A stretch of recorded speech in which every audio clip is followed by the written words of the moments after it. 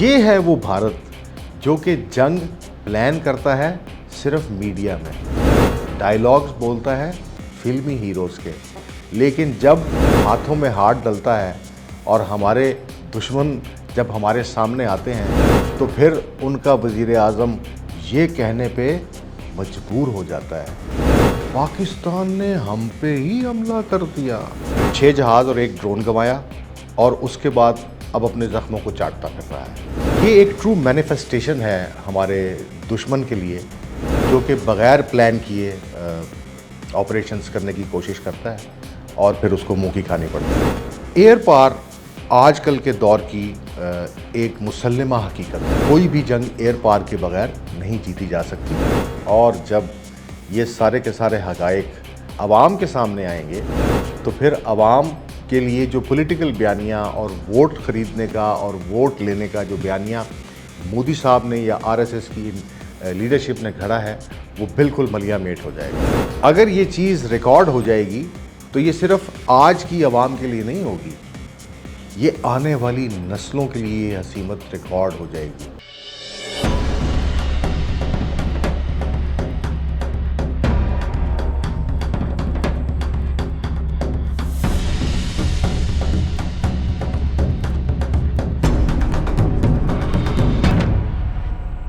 بسم اللہ الرحمن الرحیم۔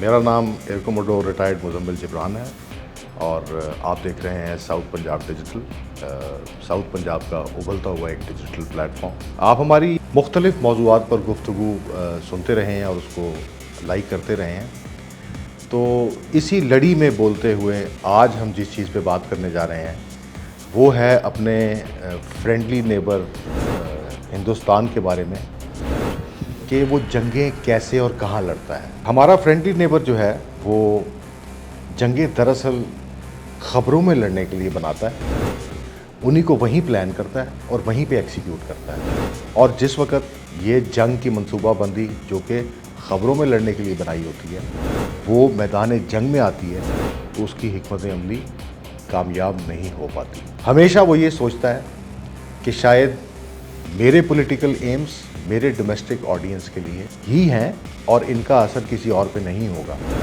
لیکن جس وقت یہ ایمز اچیو کرنے کے لیے وہ پلان کیے بغیر میدان جنگ میں اترتا ہے تو اس کو نہ صرف منہ کی کھانی پڑتی ہے بلکہ اس کو اپنے عوام کا نقصان، چاہے وہ مورائل ہو، چاہے وہ مالی نقصان ہو، چاہے جانی نقصان اپنے فوجیوں کا ہو، وہ ہزیمت برداشت کرنی پڑتی ہے۔ ایک بڑا مشہور پروورب ہے انگلش کا کہ if you fail to plan you plan to fail, یعنی اگر آپ منصوبہ بندی کرنے میں کسی بھی عمل کی ناکام رہتے ہیں تو آپ ہمیشہ ناکام رہنے کی منصوبہ بندی کر رہے ہیں۔ یہ ایک ٹرو مینیفیسٹیشن ہے ہمارے دشمن کے لیے، جو کہ بغیر پلان کیے آپریشنز کرنے کی کوشش کرتا ہے اور پھر اس کو منہ کی کھانی پڑتی ہے۔ سب سے پہلے ذرا تھوڑا اوپر کے لیول سے شروع کرتے ہیں۔ ایئر پار کے اوپر ہم پہلے بھی بات کر چکے ہیں۔ ایئر پار آج کل کے دور کی ایک مسلمہ حقیقت ہے، کوئی بھی جنگ ایئر پار کے بغیر نہیں جیتی جا سکتی۔ ایئر پار یا فضائیہ ہمیشہ فور فرنٹ پہ ہوتی ہے۔ اب آپ دیکھیے کہ ایئر پار کے رولز میں جو سب سے کم تر یا جو ایسا رول جس کو کہ کسی بھی ملک کو، کسی بھی فوج کو آن اے لارجر پکچر استعمال نہیں کرنا چاہیے، وہ ہے سب کنونشنل وارفیئر۔ ہمارے دشمن نے کیا پلان کیا 2019 میں؟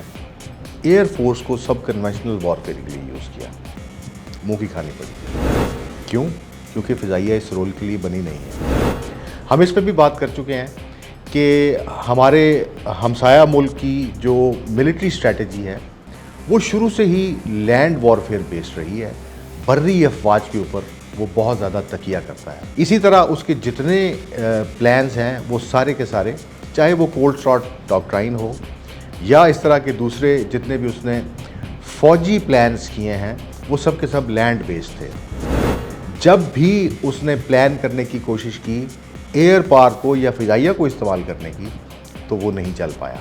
اس کانفلکٹ کے اندر بھی جو ہمارا 4 دن کا کانفلکٹ تھا اس کے اندر بھی اس نے فضائیہ کو سب کنونشنل رول میں استعمال کرنے کی کوشش کی، منہ کی کھائی، 6 جہاز اور 1 ڈرون گنوایا اور اس کے بعد اب اپنے زخموں کو چاٹتا پھر رہا ہے۔ آئیے دیکھتے ہیں کہ آخر یہ ہوا کیوں. جیسا کہ ہم بات کر چکے ہیں کہ اگر آپ نے پلان نہیں کیا، اگر آپ نے منصوبہ بندی نہیں کی کسی بھی عمل کی، چاہے وہ آپ کی زندگی کا کوئی بھی عمل ہو، تو آپ ہمیشہ اس عمل میں ناکام ہوں گے.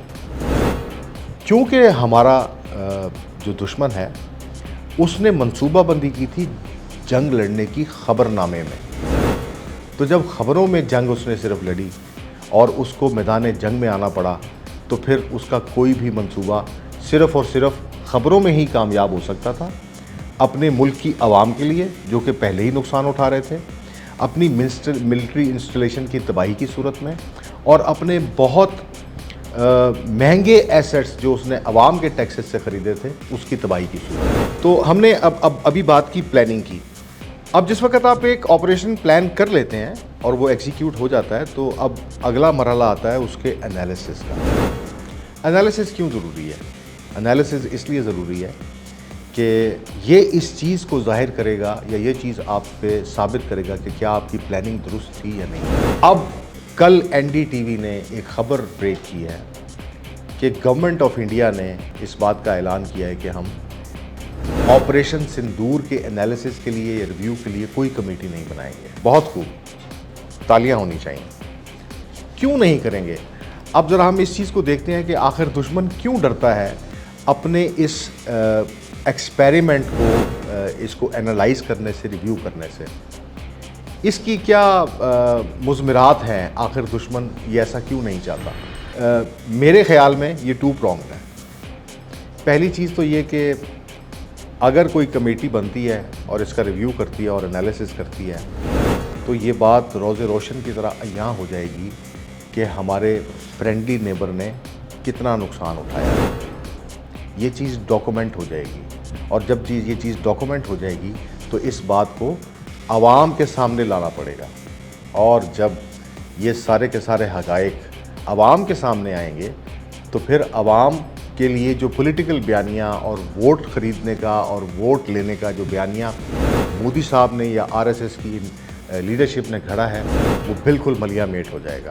اگر یہ چیز ریکارڈ ہو جائے گی تو یہ صرف آج کی عوام کے لیے نہیں ہوگی، یہ آنے والی نسلوں کے لیے یہ حسیمت ریکارڈ ہو جائے گی. اور آنے والی نسلیں جو ہیں وہ اس چیز کو دیکھیں گی کہ یہ جو ہماری ریکارڈڈ ہسٹری ہے، ہم نے کس کس ہزیمت کا سامنا کیا ہے، کس طرح ہمارے دشمن نے ہماری بے عزتی کی ہے میدان جنگ. اگر ہمارا دشمن چاہتا تو جو واٹ، وائی اور ہو پارٹ کا انالیسس کا جو ہوتا ہے اس کو مینیپولیٹ کر کے اپنے حق میں بھی شاید جس طرح اس نے خبروں میں بیانیہ بنایا، ہسٹری ریکارڈ کرنے کے لیے بھی اس طرح کا بیانیہ بنا سکتا تھا.